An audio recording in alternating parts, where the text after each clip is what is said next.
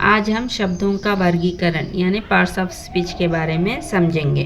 ठीक है, तो शब्दों के वर्गीकरण में शब्दों के 8 भेद है। कितने भेद है? 8 भेद।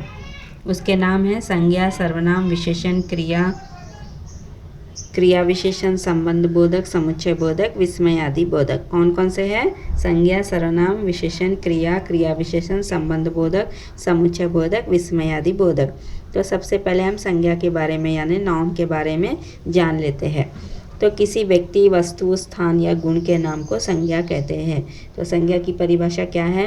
व्यक्ति का नाम, वस्तु का नाम या स्थान का नाम या गुण का नाम आता है तो उसे कहते हैं संज्ञा। ठीक है, तो संज्ञा के 3 भेद है। कितने? 3। व्यक्तिवाचक, जातिवाचक, भाववाचक। कौन कौन से हैं? व्यक्तिवाचक, जातिवाचक, भाववाचक। व्यक्तिवाचक संज्ञा, जिस संज्ञा से किसी विशेष व्यक्ति, वस्तु, स्थान का बोध होता है। तो व्यक्तिवाचक में क्या होता है? जिस संज्ञा से किसी विशेष व्यक्ति का नाम, वस्तु का नाम या स्थान का नाम का बोध होता है तो उसे व्यक्तिवाचक संज्ञा कहते हैं। उदाहरण के लिए क्या दिया गया यहाँ पर? राम, श्याम, शक्कर, मेज, हिमालय, हैदराबाद। तो इस तरह से नाम आने से, व्यक्ति का नाम आने से या वस्तु का नाम आने से, यहाँ पर पर्वत का नाम आया है, स्थान का नाम आया है, तो इस तरह नाम आने से उसे क्या कहा जाता है? व्यक्तिवाचक संज्ञा। अब जातिवाचक, जिस संज्ञा से किसी एक जाति के सभी पदार्थों का बोध होता है। तो जातिवाचक में क्या है? जिस संज्ञा से किसी एक जाति के सभी पदार्थों का बोध होता है। तो एक जाति के सभी पदार्थों, यहाँ पर नाम नहीं दिया जाता, इस तरह से दिया जाता है लड़का, नदी, स्त्री। तो ऐसे शब्द दिए जाते हैं। यहाँ नाम न आकर क्या दिया गया है? लड़का, नदी, स्त्री। तो ऐसे शब्द आने से उसे जातिवाचक संज्ञा कहा जाता है। अब है भाववाचक संज्ञा, जिस संज्ञा से गुण, दशा, व्यापार या भाव का बोध होता है। तो भाववाचक में क्या होता है? क्या क्या शब्द आते हैं? गुण, दशा, व्यापार या भाव, ऐसे शब्द दिए जाते हैं तो उसे भाववाचक संज्ञा कहते हैं। तो बचपन, मधुरता, मनुष्य, बूढ़ापा। तो इस तरह से यहाँ पर गुण और उसकी दशा कौन सी चल रही है, तो ऐसे इन शब्दों से पता चल रहा है। तो ऐसे शब्दों को भाववाचक संज्ञा कहा जाता है। तो इसके संज्ञा के और अन्य भेद भी हैं। तो इसमें है द्रववाचक और समुदायवाचक। 2 प्रकार है अन्य भेद में, द्रववाचक और समुदायवाचक। द्रववाचक किसे कहते हैं? जिस संज्ञा से किसी धातु या द्रव का बोध होता है। तो इसमें क्या होता है? धातु या द्रव का बोध होता है तो उसे द्रववाचक कहा जाता है।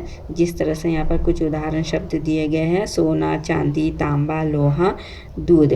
तो धातु के नाम आए हैं, यहाँ पर द्रव के नाम आए हैं, तो इस तरह से उसे द्रववाचक संज्ञा कहा जाता है। समुदायवाचक में क्या है? जिस संज्ञा से किसी विशेष समुदाय या समूह का बोध होता है। तो विशेष समूह या समुदाय का बोध होना ही क्या है? समुदायवाचक। जिस तरह से समूह में कौन कौन से 2 शब्द हैं? भीड़, सेना। कौन कौन से हैं? भीड़, सेना। अगर लोग इकट्ठा जमा हो गए तो यहाँ पर भीड़ है, यहाँ पर भीड़ जमा हो गई है। तो राजा के साथ सेना जा रही है तो सेना जा रही है। तो ऐसे शब्दों का अगर प्रयोग किया गया तो उसे समुदायवाचक संज्ञा कहा जाता है। तो आगे हम बढ़ते हैं, सर्वनाम के बारे में जानेंगे। तो सर्वनाम को कहा जाता है प्रोनाउन। सर्वनाम को अंग्रेजी में प्रोनाउन कहा जाता है। तो सबसे पहले इसकी परिभाषा देख लीजिए। वे शब्द संज्ञा अथवा नाम के स्थान पर आए हैं तो ऐसे शब्द सर्वनाम कहलाते हैं। तो सर्वनाम की परिभाषा क्या है? संज्ञा अथवा नाम के स्थान पर जो शब्द आते हैं तो उसे कहते हैं सर्वनाम। तो इसके भी 6 भेद है। वे हैं पुरुषवाचक, निश्चयवाचक, अनिश्चयवाचक, संबंधवाचक, प्रश्नवाचक और एक है निजवाचक। ठीक है, छठा क्या है? निजवाचक। तो अभी इसके बारे में विस्तार से जान लेते हैं। तो पुरुषवाचक के भी 3 भेद है। 3 भेद है, अन्य पुरुष, उत्तम पुरुष, मध्यम पुरुष, अन्य पुरुष। कौन कौन से हैं? उत्तम पुरुष, मध्यम पुरुष, अन्य पुरुष। तो यहाँ पर 3 तरह के पुरुष है, एक उत्तम है, एक मध्यम है, एक अन्य है। तो यहाँ पर उत्तम पुरुष कैसे शब्द का प्रयोग करते हैं? मैं, हम। मैं, हम। मध्यम पुरुष तू, तुम। मध्यम पुरुष कैसे शब्दों का प्रयोग करते हैं? तू, तुम। अन्य पुरुष यह, ये, वह, वे। तो इस तरह से ये तीनों पुरुष इस तरह के शब्दों का प्रयोग करते हैं। तो ऐसे इसे पुरुषवाचक सर्वनाम कहा जाता है। निश्चयवाचक, निश्चयवाचक में क्या हो रहा है, किसी निश्चित व्यक्ति अथवा वस्तु की ओर निश्चय पूर्वक संकेत करते हैं। तो निश्चयवाचक किसे कहते हैं, किसी व्यक्ति की ओर या किसी वस्तु की ओर संकेत कर कर कहाँ जा रहा है, तो उसे कहते हैं निश्चयवाचक। उदाहरण शब्द है यह, ये, वह, वे। तो यह, ये, वह, वे आदि। ठीक है। अनिश्चयवाचक में क्या होता है, किसी निश्चित व्यक्ति अथवा वस्तु की ओर संकेत नहीं करते हैं। तो यहाँ पर संकेत नहीं करते हैं। ठीक है, किसी व्यक्ति की ओर वस्तु की ओर संकेत नहीं हो रहा है तो उसे कहते हैं अनिश्चयवाचक। ठीक है। उदाहरण शब्द है कोई, कुछ आदि। कोई, कुछ आदि। अब है संबंधवाचक, जिस सर्वनाम शब्द से अगले या पिछले उपवाक्य के संज्ञा अथवा सर्वनाम का बोध होता है। तो इसमें क्या है, संबंधवाचक में जिस सर्वनाम शब्द से अगले या पिछले उपवाक्य, तो जो छोटे से वाक्य हैं, उपवाक्य यानी छोटा सा वाक्य, उसमें अगले और पिछले जिन शब्दों का बोध होता है, जिन सर्वनाम शब्दों का, तो उसे क्या कहते हैं, संबंधवाचक। उदाहरण शब्द है जो, सो, जिसकी, उसकी। जो, सो, जिसकी, उसकी।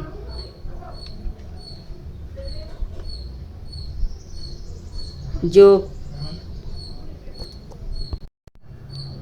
तो जो गया सो आया, इस तरह से। ठीक है, अगले या पिछले उपवाक्य में जुड़ता है, जो गया सो आया। ठीक है, ऐसे ऐसे संबंधवाचक सर्वनाम कहा जाता है। अब पांचवा है प्रश्नवाचक, जो सर्वनाम शब्द प्रश्न पूछने के लिए किया जाता है। तो जो सर्वनाम शब्द प्रश्न पूछने के लिए किया जाता है तो उसे प्रश्नवाचक सर्वनाम कहा जाता है। उदाहरण के लिए क्या, कौन, कैसे, कहाँ, कब, क्यों आदि। क्या, कौन, कैसे, कहाँ, कब, क्यों आदि। तो ऐसे शब्द आने से उसे प्रश्नवाचक कहा जाता है। निजवाचक सर्वनाम, जो सर्वनाम शब्द अपनेपन का बोध होता है। तो इसमें क्या हो रहा है, अपनेपन का बोध होना। निज यानी ही पता चल जाना चाहिए कि ये अपना, निज यानी अपना। तो अपनेपन का बोध होना ही क्या है, निजवाचक। तो उदाहरण शब्द है अपना, स्वयं आदि। तो उदाहरण शब्द क्या है, अपना, स्वयं आदि। तो ऐसे शब्दों को निजवाचक सर्वनाम कहा जाता है। अब तीसरा शब्द है विशेषण, इसे अंग्रेजी में कहा जाता है एडजेक्टिव। ठीक है, क्या कहते हैं, एडजेक्टिव। तो अभी हम इसके बारे में विस्तार से जानेंगे। जो शब्द संज्ञा और सर्वनाम की विशेषता बताते हैं। तो इसमें क्या हो रहा है, संज्ञा और सर्वनाम की विशेषता बताई जाती है। संज्ञा या सर्वनाम की विशेषता बताने वाले शब्द विशेषण कहलाते हैं। तो संज्ञा या सर्वनाम की विशेषता बताने वाले शब्द ही क्या है, विशेषण कहलाते हैं। तो इसके 4 भेद हैं, गुणवाचक, संख्यावाचक, परिमाणवाचक, सार्वनामिक। कौन कौन से, गुणवाचक, संख्यावाचक, परिमाणवाचक, सार्वनामिक। गुणवाचक, जो विशेषण संज्ञा या सर्वनाम के गुण, दोष, दशा, रंग, आकार, स्थिति आदि का बोध कराते हैं। तो इसमें क्या हो रहा है, जो विशेषण संज्ञा या सर्वनाम के गुण, दोष, दशा, रंग, आकार, स्थिति आदि का बोध कराते हैं तो उसे गुणवाचक कहते हैं। अच्छा, बुरा, लाल, पुराना, गोल, कोमल, मीठा। तो इस तरह से ये उदाहरण शब्द है। जैसे लड़का, यह लड़का बहुत अच्छा है। तो अच्छा क्या है, गुणवाचक। तो अच्छा गुण इसमें विशेषण गुणवाचक में आता है। आम मीठा फल है, मीठा। तो मीठा शब्द को रेखांकित है तो यह विशेषण यानी गुणवाचक विशेषण है। तो इस तरह से पता चलता है। ठीक है। संख्यावाचक, संख्यावाचक में क्या होता है, जो विशेषण वस्तु की संख्या बताए। तो ऐसे विशेषण शब्द जो वस्तु की संख्या का पता चल रहा है तो उसे कहते हैं संख्यावाचक। उदाहरण शब्द है 1, 10, 100, 1000 आदि। तो 1 फल है, 10 आम है। तो इस तरह से संख्या बताई जाती है तो उसे संख्यावाचक विशेषण कहते हैं। परिमाणवाचक में क्या हो रहा है, जो विशेषण संज्ञा या सर्वनाम की परिमाण का बोध कराते हैं। तो किसका बोध कराते हैं, परिमाण का बोध कराते हैं तो उसे परिमाणवाचक विशेषण कहते हैं। उदाहरण है कम, बहुत। तो कम मात्रा में है, ज़्यादा मात्रा में है, बहुत मात्रा में है, अधिक है। तो ऐसे शब्द क्या है, परिमाणवाचक है। ठीक है। आगे सार्वनामिक, जो विशेषण सर्वनाम के रूप में रहकर संज्ञा को सूचित करते हैं। तो ऐसे शब्द जो विशेषण सर्वनाम के रूप में रहकर क्या करते हैं, संज्ञा को सूचित करते हैं, तो उसे सार्वनामिक कहा जाता है। यहाँ पर वाक्य देखिए, हैदराबाद हमारा शहर है। तो क्या दिया गया है, हैदराबाद हमारा शहर है।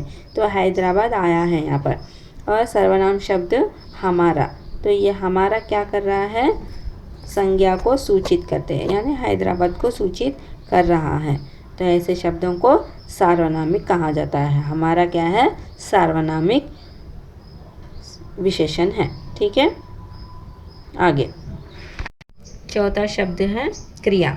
चौथा शब्द क्या है, क्रिया। उसको अंग्रेजी में कहते हैं वर्ब। अंग्रेजी में क्या कहते हैं, वर्ब।